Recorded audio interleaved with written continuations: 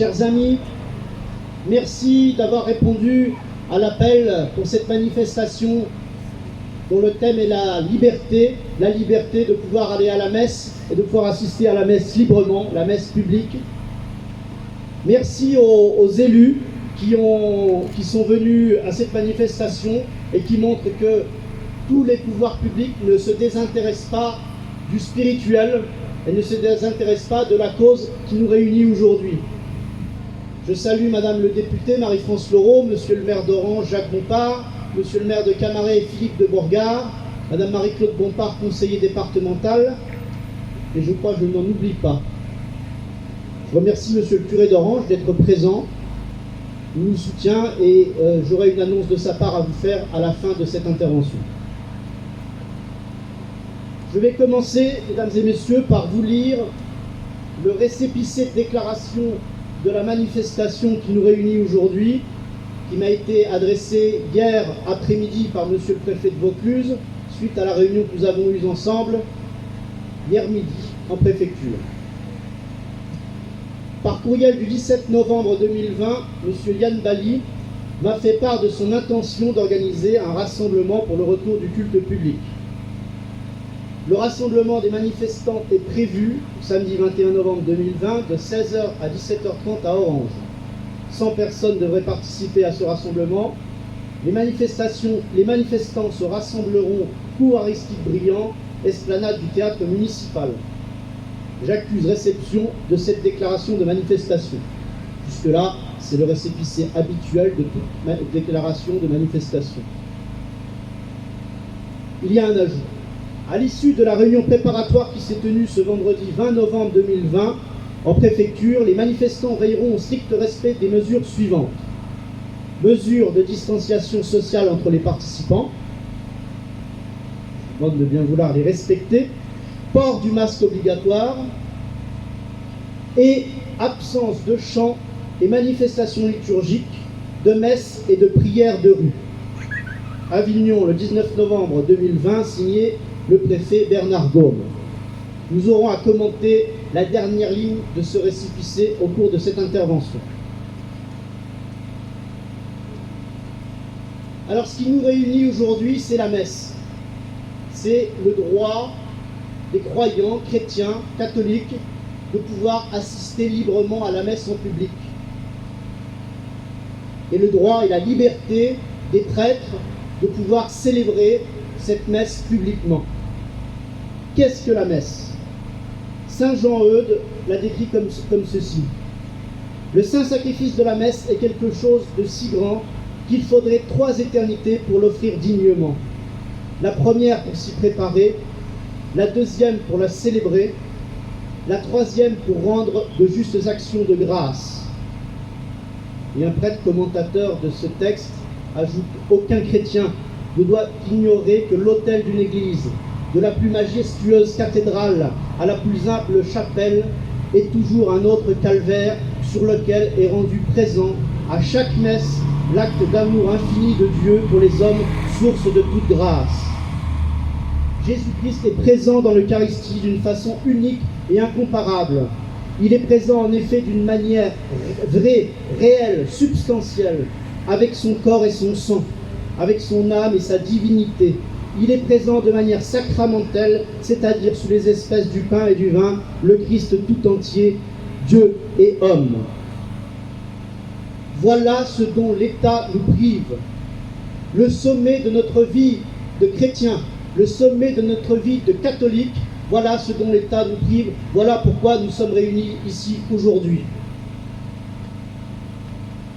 Alors qui aurait cru, chers amis, il y a seulement 1 an, que nous devrions manifester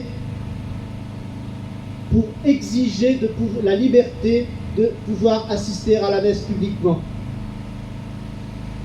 Qui aurait cru, il y a 1 an seulement, que l'État nous interdirait la liberté de prier ou de chanter lors d'une manifestation publique? Celui qui nous aurait dit ça il y a 1 an, on l'aurait pris pour un fou ou pour un complotiste, selon le terme à la mode. Eh bien, nous y sommes. Pour la seconde fois en 1 année, nous sommes privés de la messe. La messe est interdite.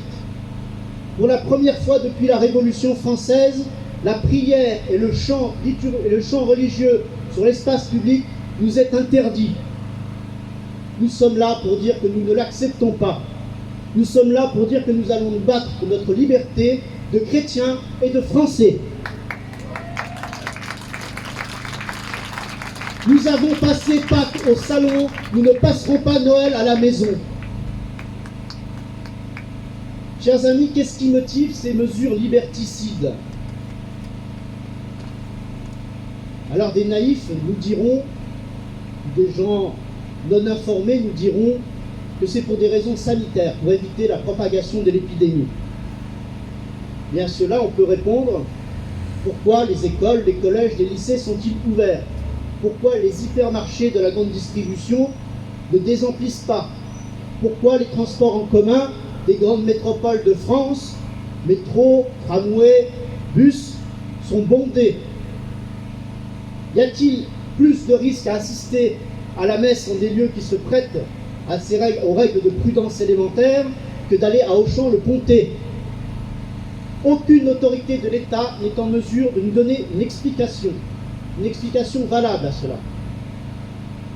Combien de groupes de contamination y a-t-il eu suite à des messes publiques?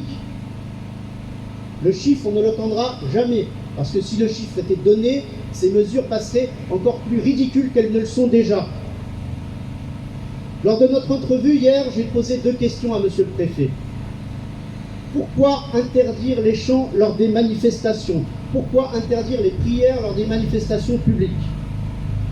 Est-ce sanitairement moins dangereux de hurler Macron démission, de hurler Castex, vieux silex, ou Darmanin, tes zinzins, que de réciter ou de dire « Je vous salue Marie, pleine de grâce, vous êtes bénie entre toutes les grâces, entre toutes les femmes ». Réponse du préfet, c'est la loi. Deuxième question que j'ai posée à monsieur le préfet, l'État ne viole-t-il pas la liberté de culte en même temps que les libertés d'expression et de manifestation en orientant ces manifestations et en imposant aux manifestants ce qu'ils doivent dire ou ne pas dire? Réponse du préfet, c'est la loi. Eh bien non, monsieur le préfet, ce n'est pas la loi, c'est même le contraire de la loi. Et le récépissé de déclaration que j'ai lu tout à l'heure et qui m'a été transmis hier après-midi, a été transmis dès hier soir au collectif d'avocats qui sera chargé de rétablir le droit par rapport à ces injonctions liberticides. Parce qu'une mesure de police spéciale telle que celle que nous demande de respecter monsieur le préfet, c'est-à-dire ne pas prier, ne pas chanter sur la voie publique, en droit administratif, elle doit répondre à 3 principes. Au principe de nécessité, c'est-à-dire qu'il faut que l'injonction réponde à une nécessité absolue. Où est la nécessité? On vient de démontrer le contraire, il n'y a pas de nécessité, puisqu'on peut manifester, dire tout et n'importe quoi sur la voie publique, mais par contre on ne peut pas prier, on ne peut pas chanter. Principe de proportionnalité par rapport au but recherché. Le but recherché, ce serait de ne pas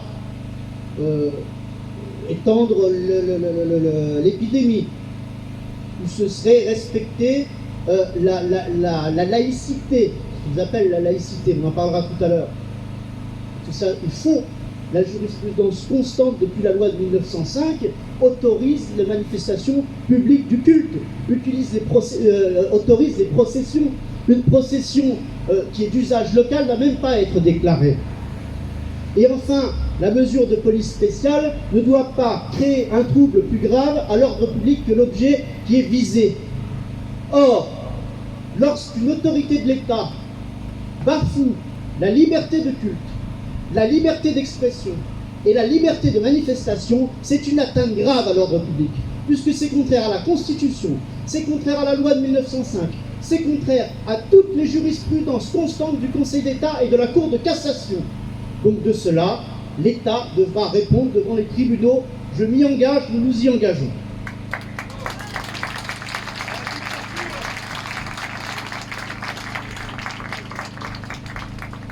Vous le savez, la France est le seul pays de l'Union européenne à avoir interdit dans ces conditions, purement et simplement le culte public et la messe publique. Nous sommes, à part l'Angleterre, mais l'Angleterre et l'Irlande ne font plus partie de l'Union européenne, mais sinon la France est le seul pays de l'Union européenne à avoir fait ça. Monsieur Macron est le seul dirigeant, le gouvernement français est le seul à avoir imposé cela. J'espère que les catholiques s'en souviendront dans les années qui viennent, en 2022 particulièrement. Les dirigeants européens des autres pays européens sont-ils inconscients? Sont-ils fous? Non, ce sont les nôtres qui sont inconscients et qui ne savent pas ce qu'ils font. De toute façon, comment croire un État qui est capable de dire tout et son contraire, notamment sur la question sanitaire?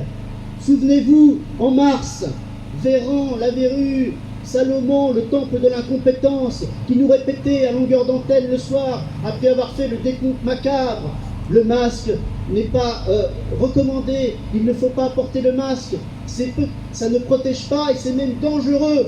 Aujourd'hui, mesdames et messieurs, si vous quittez cette manifestation ou si vous assistez à cette manifestation sans le masque, ça vous coûte 135 €. Il s'est passé 5 mois entre ces deux affirmations. Ce sont les mêmes qui vous disent qu'aller acheter vos vêtements chez le commerçant local à Orange ou ailleurs, c'est moins dangereux, c'est moins contaminant que d'aller dans les grandes surfaces et les hypermarchés de la grande distribution.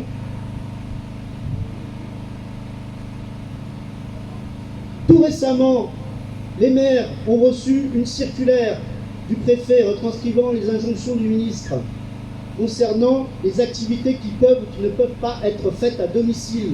Je vous la fais courte. Si vous êtes professeur de piano ou professeur de violon, vous ne pouvez pas aller donner des cours à domicile parce que c'est dangereux et ça risquerait de contaminer votre élève et sa famille. Par contre, si vous vendez des boîtes Tupperware, vous pouvez le faire. Où est la cohérence? Comment croire un État qui a démoli l'hôpital public? Le préfet, je suis désolé, mesdames et messieurs, nous aurions dû avoir une manifestation pour prier aussi. Mais comme on n'a pas le droit de prier, on va faire un peu de politique. Puisqu'ils veulent du revendicatif, on va leur en donner. Comment croire un État qui a démoli l'hôpital public?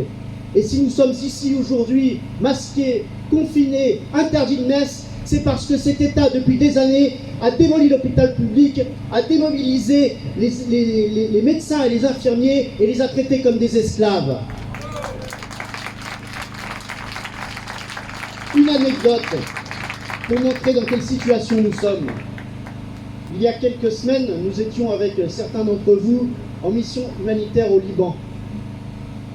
Pour aller au Liban, on nous a demandé de faire un test PCR et d'avoir l'attestation montrant que nous étions négatifs au coronavirus. Cette attestation nous a été demandée à la montée dans l'avion, à l'arrivée à l'aéroport de Beyrouth. Si pour une raison ou une autre nous n'avions pas eu cette attestation, nous étions immédiatement dirigés vers une antenne sanitaire, testés, confinés, retenus 2 jours, le temps d'avoir le résultat du test, et si nous étions positifs, mis en quarantaine. Lorsque nous sommes rentrés en France, j'ai pris le soin d'appeler la compagnie aérienne. Que faut-il faire? Il vous faut une attestation de test PCR négatif. Très bien. J'ai appelé l'ambassade de France. Est-ce que vous confirmez? Oui, vous ne rentrerez pas en France si vous n'avez pas l'attestation montrant que vous êtes négatif au PCR datant de moins de 72 heures. Donc nous sommes allés nous faire tester dans la charmante ville de Baalbek. Et lorsque nous sommes rentrés en France, du départ de Beyrouth jusqu'à l'arrivée à l'aéroport de Marignane, et jusqu'à notre domicile d'ailleurs, personne ne nous a demandé quoi que ce soit. Donc on nous interdit d'aller à la messe pour des raisons sanitaires, mais on peut rentrer de n'importe quel pays, et même un pays comme le Liban où le virus circule de façon importante, sans qu'on nous demande quoi que ce soit à l'entrée sur le territoire national. Ces gens-là sont-ils crédibles?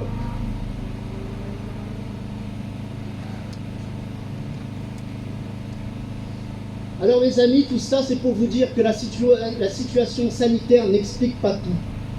Elle n'explique pas cette interdiction de la messe publique, elle n'explique pas cette interdiction de prier et de chanter sur l'espace public.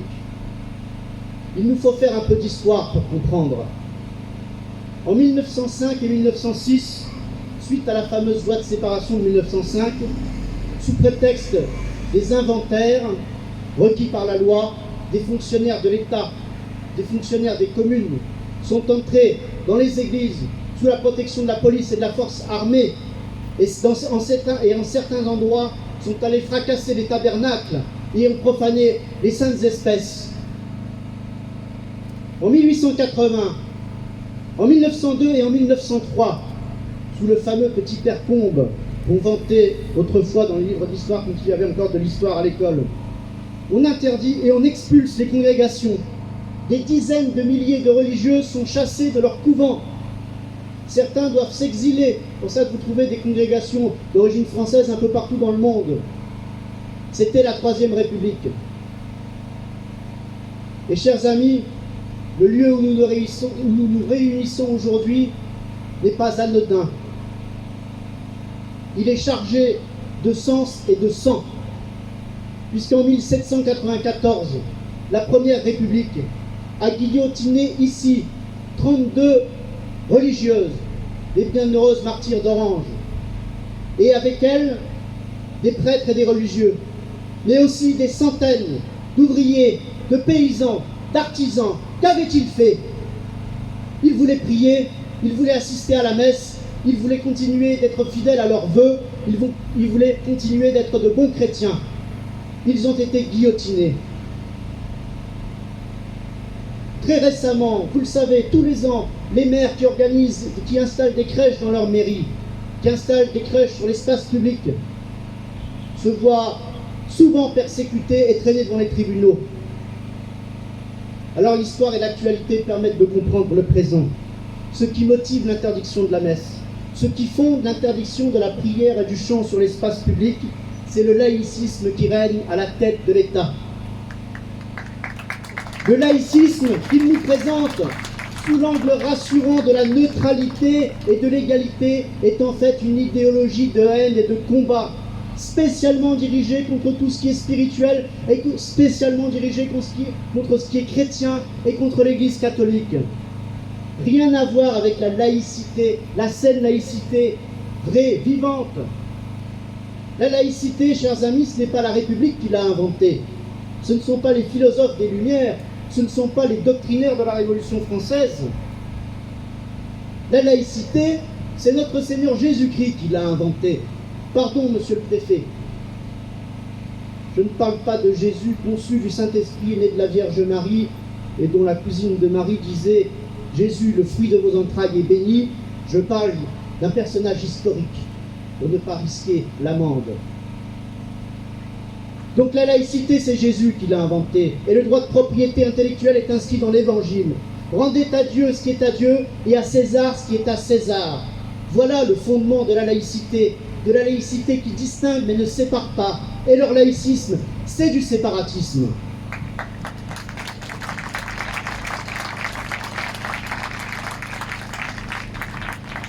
Alors, chers amis, ne soyons pas naïfs.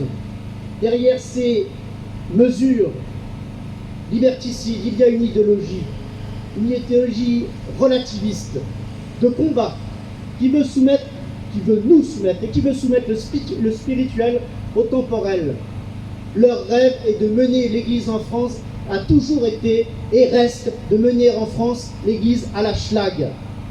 Battons-nous pour la liberté de l'Église, pour notre liberté et pour la liberté de tous les Français.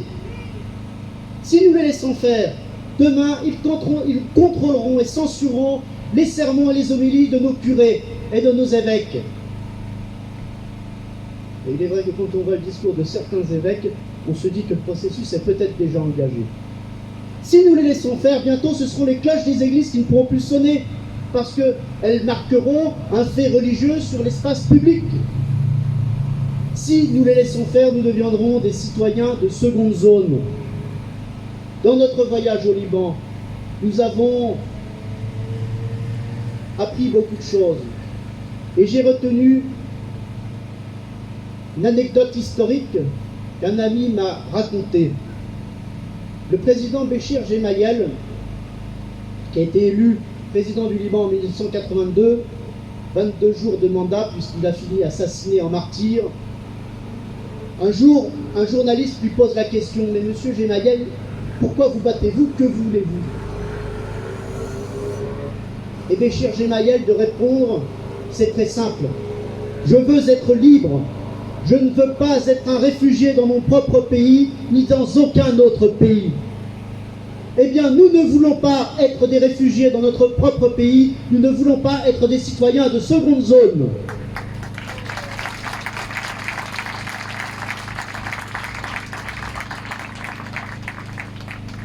Alors, chers amis, nous n'avons hélas pas le droit de prier et pas le droit de chanter. Mais nous avons le droit de demander que l'on prie pour nous. Nous avons le droit de demander à Notre-Dame de la Colline et aux bienheureuses martyrs d'Orange de prier pour que nous gardions la foi, le courage et la persévérance. Nous avons le droit de demander à Notre-Dame de la Colline et aux bienheureuses martyrs d'Orange de nous conserver l'espérance. Et pour ceux qui l'ont perdue ou qui sont en train de la perdre, de la retrouver. Nous avons le droit de demander à Notre-Dame de la Colline et aux bienheureuses martyrs d'Orange de prier par charité, parce qu'il ne faut jamais penser qu'à soi, à nos frères chrétiens d'Arménie, dont certains sont actuellement chassés de leur terre par une autre idéologie totalitaire, et dont certains acceptent, au risque de leur vie, avec des moines et des prêtres, de rester sur leur terre et de faire face.